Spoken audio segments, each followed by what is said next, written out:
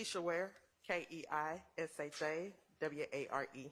And good afternoon, Ms. Ware. How are you currently employed? I'm currently employed as a crime scene supervisor. And are you with the Atlanta Police Department? Yes, I am. And how long have you served as a crime scene supervisor? Since 2019. I want to direct your attention to January 22nd, 2015. Did you have the occasion to respond to 1007 Hill Street in Atlanta, Georgia? Yes, I responded to that location. And why did you respond to that location? And it's in reference to a shots fired call, I do believe, according to my report. Okay. Now, once you got to the location, what, if anything, did you observe? When we returned to a crime scene, I would speak to the primary investigator or the primary officer at the location. Okay. And after speaking with that primary officer, what would you do next?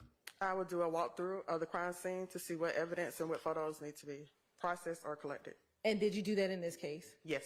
And did you take pictures in this case? I did. And have you had the opportunity to review the pictures from your crime scene on January 22nd, 2015? I did. And did those pictures appear to be a fair and accurate depiction of the scene as you remember it from January 22nd, 2015? Yes. You're on permission to approach? You may. Crime scene tech. I'm going to first show you what's been admitted as State's Exhibit 1 triple DI. Is that the home that you responded to on January 22nd? Yes. And roughly, do you know Hill Street, what part of the city that's in? I do believe it's in Zone 3. Okay. And when you responded, was 1007 the only home that you responded to, or was there another home damaged as well? I do believe this is the only address, but according to my report, the shell cases were photographed in front of other locations. Okay. Do you remember ever taking pictures at a 1015 Hill Street or near 1015 Hill Street? And I'll direct you to picture 27 DDDI. Yes. Okay. It's photographed. All right. Now going back to 10007 Hill Street, just generally, if you could tell the jurors, what, if any, type of damage did you see to that home? There were defects outside of the home and also inside of the home as a picture frame and a closet wall or walls. All right. What is the significance of 6 DDDI? Those are the defects inside of the home. Is that consistent with what we just saw the pictures of that were outside of the home? To my knowledge, I believe so, yes. Okay. Would that be indicated by the number being the same, both outside and inside?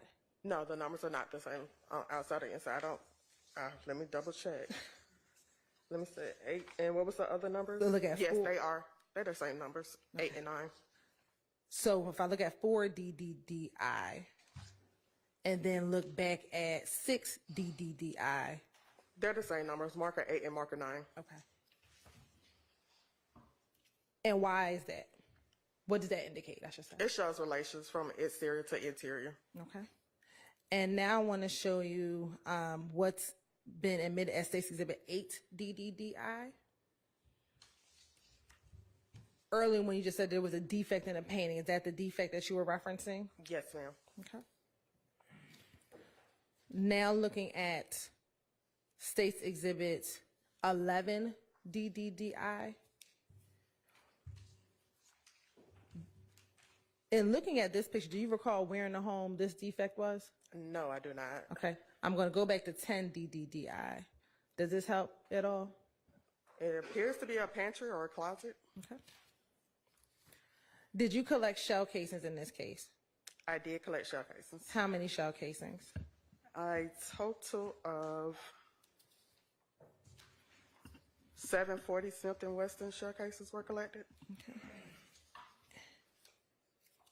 And did you take pictures of those shell casings? Yes, I did. All right. I'm going to flip through very quickly. 14 DDDI, 16 DDDI,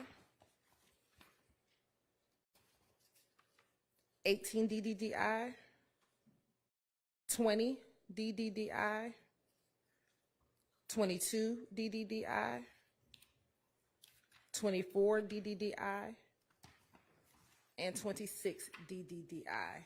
Were those the 7 shell casings that you recovered? Yes. All right. And where were those shell casings found? They were found outside of the home. Okay. Were they in the, do you call it they in were in the the streets? streets. All right.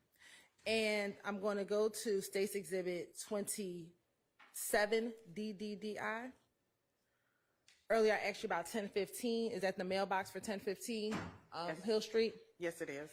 And I'm going to show you what's been admitted as State's Exhibit 29, DDDI, and 30, DDDI. What were depicted in those two pictures? It's showing defects to the exterior of the window. Say that one more time. Showing defects to the exterior of a window. And would that be the exterior windows at 1015 Hill Street? Correct. All right. After taking the picture, did you collect those shell casings? I did. Okay. And when you collected shell casings, would you have put those shell casings in individual bags? Yes, we placed shell casing in individual bullet bags. Okay. And how would you have identified each of those shell casings? By marker numbers. All right. And would you put the case number on there? When we get back to the office, we will put 11 identifiers on the bags. For it consists of case numbers. So hold on, slow down. Because you have the mask on, so I want you to talk a little bit clearer and slow down for me. Yes, we have 11 identifiers that we put on the bullet bag that consist of the Atlanta Police case number, the marker number, the time, the date, the incident location, the victim's name, the suspect's information, if we have that.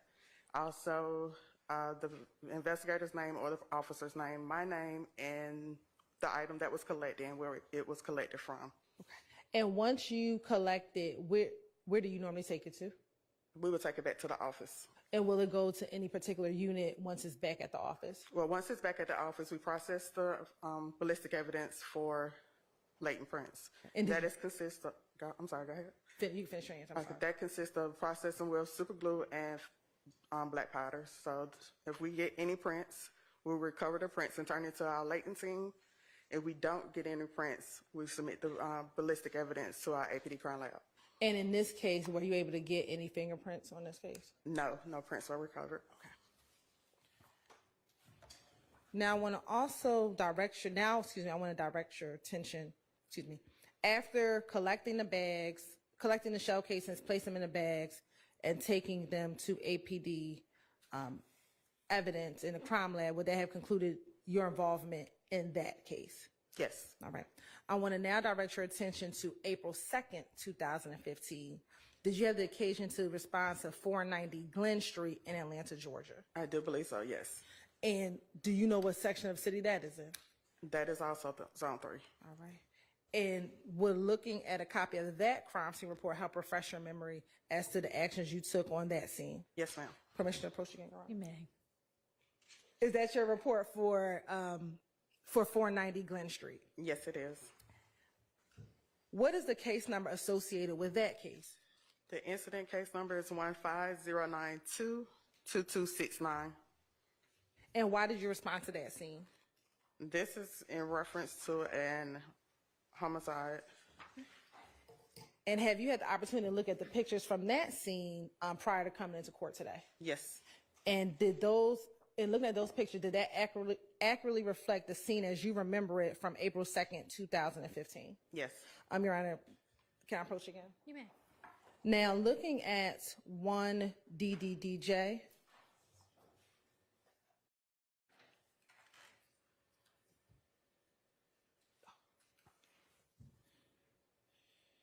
let me ask you this while it's loading. On this scene, just generally tell the jurors what were you taking pictures of while on this scene?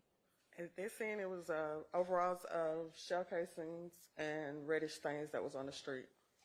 Fragment and a projectile, I do believe. And did you collect those shell cases in the same manner that we just discussed previously? Yes, I did. And would you have packaged those in the same way that we just discussed previously? Well, I didn't collect those. Those were taken into possession by Investigator Egbert, but yes, they were placed into bullet bags on the scene. Can you tell Joy why in some instances you would take it versus the investigator taking it? It just depends on the nature of the call and also the investigators. Sometimes they wanted to, they would take the evidence and submit it themselves. It'd get a quicker turnaround or response depending on the nature of the call. This was a homicide, so. And did you find in homicide cases that homicide investigators would normally take their evidence versus respond to an aggravated assault? Yes. Okay. Okay. First showing you what's been admitted as 2 DDD it's up. Never mind. Thank you. All right. Looking at 2DDDJ, what was this just an overall of the area and where you were asked to respond to? Yes, that's correct. Okay.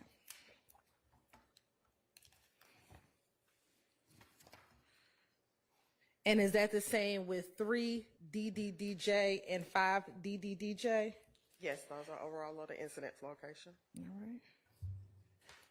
I'm going to go to 10DDDJ.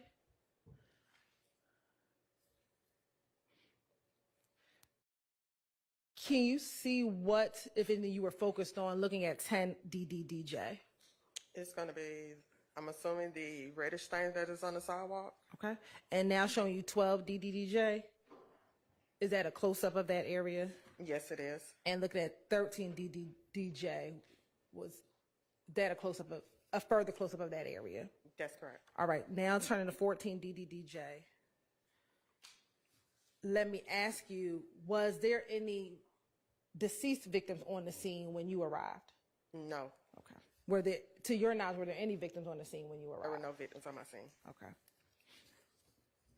Looking at 20DDDJ.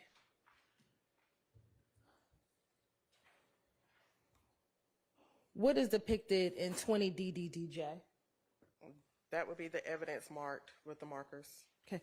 And would those be shell casings? Yes. And looking at the larger stack that you have in front of you, are the individual placards contained within the larger stack that is in front of you?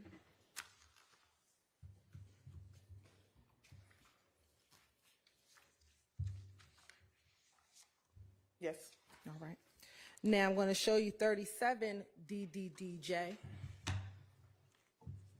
Looking at 37DDDJ, what were you depicting in that exhibit? That would be a shell casing. All right. And Sidewalk. on the sidewalk, was that in a different location than the picture we just saw with the grouping of shell casings? Yes, it was. Okay. And is there a closer picture contained within the stack of pictures that you have of what is actually located at marker 16? There's a close-up of marker 16. Okay. And then I'm also going to show you Stacey Exhibit 39 DDDJ.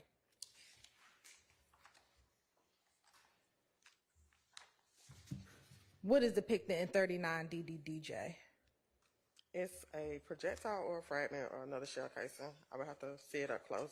All right. Showing you 40 DDDJ. Are you able to tell within the... It's a Breast- fragment. And where is this in relation to the grouping of shell casing that we saw a few exhibits back? I do believe it's a little bit down the street or close. I would have to see that overall. Okay. So it's right before the bridge and close to not too far from the reddish stain that was on the sidewalk. Okay. I'm going to show you, go back to 3DDDJ. Quickly.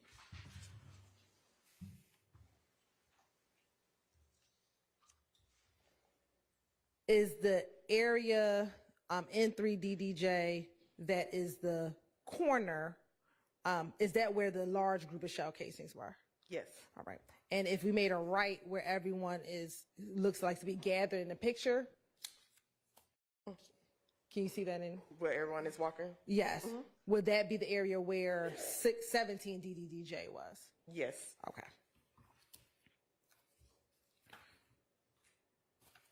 And then last, I'm going to show you 41 DDDJ and 42 DDDJ. And 41, was that placard 18 and 41 DDDJ? Yes, that's correct. And is 42 DDDJ a close above placard 18? Yes. And was that found closer to going underneath that bridge? That's correct. In this area. It's underneath the bridge. All right. And after you took pictures and you said you did not package this evidence. I placed them into bullet bags. I just didn't take them with me, take them into my possession. They was taken by Investigator Egbert. Thank you for correcting me. Would that have concluded your involvement in this case? Yes. Court's indulgence.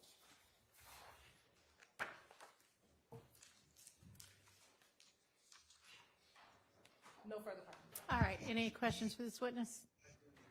Come on.